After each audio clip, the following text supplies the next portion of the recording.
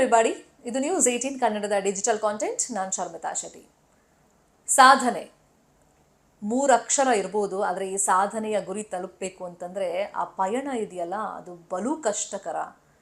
ಈ ಸಾಧನೆ ಮಾಡಬೇಕು, ಆ ಗುರಿ ತಲುಪಬೇಕು ಅನ್ನೋ ಛಲ ಒಂದಿದ್ರೆ ಬಡತನ ಅಡ್ಡಿ ಬರಲ್ಲ, ಯಾವುದೇ ನ್ಯೂನ್ಯತೆಗಳು ಅಡ್ಡಿ ಬರಲ್ಲ, ಅಂಧತ್ವ ಅನ್ನೋದು ಅಡ್ಡಿ ಬರಲ್ಲ, ವಿಶೇಷ ಚೇತನರಾಗಿದ್ರೂ ಅದು ಕೂಡ ಅಡ್ಡಿ ಬರಲ್ಲ. ಸಾಧನೆ ಅನ್ನೋ ಗುರಿ ತಲುಪಬೇಕು ಅನ್ನೋ ಛಲ ಇರಬೇಕು, ಇಚ್ಛಾಶಕ್ತಿ ಇರಬೇಕು. ಅದು ವೆರಿ ವೆರಿ ಇಂಪಾರ್ಟೆಂಟ್. ಈ ವಿಡಿಯೋದಲ್ಲಿ ನಾನು ಒಬ್ಬ ವಿಶೇಷ ಯುವತಿಯ ಬಗ್ಗೆ ಒಂದು ಇನ್ಫಾರ್ಮೇಷನ್ ಮತ್ತು ಇನ್ಸ್ಪೈರ್ ಆಗುವಂಥ ಕತೆ ಇದು ಸಮಾಜಕ್ಕೆ. ಆಕೆ ಬಗ್ಗೆ ಹೇಳೋಕ್ಕೆ ನಿಜಕ್ಕೂ ಹೆಮ್ಮೆ ಆಗುತ್ತೆ. 24 ವರ್ಷದ ಥಾನ್ಯಾ ನಾಥನ್ ಅಂತ.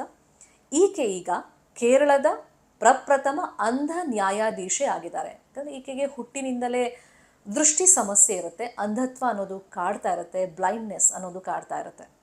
ಬಟ್ ಅದು ಯಾವತ್ತೂ ಆಕೆಗೆ ಸಮಸ್ಯೆ ಆಗಲೇ ಇಲ್ಲ ನೋಡಿ. ಇವಾಗಿನ ಟೆಕ್ನಾಲಜಿಗಳಿಗೆ ನಾವು ಅದಕ್ಕೆ ಥ್ಯಾಂಕ್ಸ್ ಹೇಳಲೇಬೇಕು. ಕೈಕಾಲು ನೆಟ್ಟಗಿದ್ದು ಕಣ್ಣು ನೆಟ್ಟಗೆ ಕಂಡರೂ ಕೂಡ ಎಷ್ಟೋ ಜನ ಸಾಧನೆ ಮಾಡೋಕ್ಕೆ ಹಿಂದೆ ಮುಂದೆ ನೋಡ್ತಾರೆ, ಮತ್ತು ಸಣ್ಣದೇನಾದರೂ ಪ್ರಾಬ್ಲಮ್ ಆದರೂ ಕೂಡ ಇದು ನನ್ನ ಸಾಧನೆಗೆ ಅಡ್ಡಿ ಬಂದಿದೆ ಅಂಥೇಳಿ ಬಿಂಬಿಸೋ ಪ್ರಯತ್ನ ಮಾಡ್ತಾರೆ. ಆದರೆ ತನ್ನ ದೇಹದಲ್ಲೇ ದೊಡ್ಡ ಸಮಸ್ಯೆ ಇದ್ದರೂ ಕೂಡ ಸಾಧನೆಗೆ ಈಕೆಗೆ ಅದು ಕಷ್ಟ ಆಗಲಿಲ್ಲ ಅಥವಾ ಸವಾಲಾಗಲೇ ಇಲ್ಲ. 2025ರಲ್ಲಿ ಸುಪ್ರೀಂ ಕೋರ್ಟ್ ಒಂದು ಮಹತ್ವದ ತೀರ್ಪು ಕೊಡುತ್ತೆ. ಅಂದರೆ ಈ ದೃಷ್ಟಿಹೀನ ಅಭ್ಯರ್ಥಿಗಳು ಅಥವಾ ಅಂಗವೈಕಲ್ಯತೆಯಿಂದ ಬಳಲ್ತಾ ಇರೋದು, ನ್ಯಾಯಾಂಗ ಸೇವೆಗೆ ಅವರೆಲ್ಲ ಅನರ್ಹರು ಅಂತ ಪರಿಗಣಿಸೋಕ್ಕಾಗಲ್ಲ. ಅವ್ರಿಗೂ ಅರ್ಹತೆ ಇದೆ, ಅವಕಾಶ ನಾವು ಮಾಡಿಕೊಡ್ಬೇಕು ಅಂತ ಸುಪ್ರೀಂ ಕೋರ್ಟ್ ಒಂದು ಮಹತ್ವದ ತೀರ್ಪನ್ನು ಕೊಟ್ಟಿತ್ತು. ಆ ತೀರ್ಪಿನಿಂದಲೇ ಇನ್ಸ್ಪೈರ್ ಆದಂಥ ಥಾನ್ಯಾ ನಾಥನ್ ಎಕ್ಸಾಮನ್ನು ಅಟೆಂಡ್ ಮಾಡ್ತಾರೆ. ಆ ಎಕ್ಸಾಮ್ನಲ್ಲಿ ಅಂದರೆ ಕೇರಳ ನ್ಯಾಯಾಂಗ ಸೇವಾ ಪರೀಕ್ಷೆಯಲ್ಲಿ ಈ ವಿಶೇಷ ಚೇತನರ ಅಭ್ಯರ್ಥಿಗಳ ಪಟ್ಟಿಯಲ್ಲಿ, ಪರೀಕ್ಷಾರ್ಥಿಗಳ ಪಟ್ಟಿಯಲ್ಲಿ ಫಸ್ಟ್ ಪ್ಲೇಸ್ನಲ್ಲಿ ಪಾಸ್ ಆಗಿದ್ದಾರೆ. ಈಗ ಸಿವಿಲ್ ಜಡ್ಜ್ ಆಗಿ ಅವರು ನೇಮಕಗೊಂಡಿದ್ದಾರೆ. ಅದಕ್ಕೆ ಫಸ್ಟ್ ಆಫ್ ಆಲ್ ಅವ್ರಿಗೆ ಕಂಗ್ರ್ಯಾಚುಲೇಷನ್ಸ್ ನಮ್ಮೆಲ್ಲರ ಕಡೆಯಿಂದ. ಆ್ಯಂಡ್ ಈ ಕತೆ ತುಂಬ ಸ್ಫೂರ್ತಿಯಾಗುತ್ತೆ.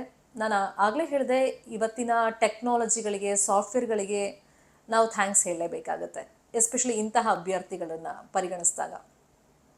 ಸೊ ಈಕೆ ಕೇರಳದ ಕೊಲ್ಲಂ ವಿವಿಯಲ್ಲಿ LLB ಮಾಡ್ತಾರೆ. ಯಾವಾಗ ಸುಪ್ರೀಂ ಕೋರ್ಟ್ನ ಒಂದು ಆದೇಶವನ್ನು ನೋಡ್ತಾರೆ, ಅಂದರೆ ನ್ಯಾಯಾಂಗ ಸೇವೆಗೆ ಇವರು ಕೂಡ ಅರ್ಹರು, ದೃಷ್ಟಿಹೀನರು ಅರ್ಹರು ಅಂತ ಒಂದು ತೀರ್ಪು ಬರುತ್ತೆ. ಅದರಿಂದ ಇನ್ಸ್ಪೈರ್ ಆಗ್ತಾರೆ, ಎಕ್ಸಾಮ್ ಬರೀತಾರೆ, ಫಸ್ಟ್ ಕ್ಲಾಸಲ್ಲಿ ಅಂದರೆ ಫಸ್ಟ್ ಪ್ಲೇಸಲ್ಲಿ ಬಂದು ಪಾಸ್ ಆಗ್ತಾರೆ.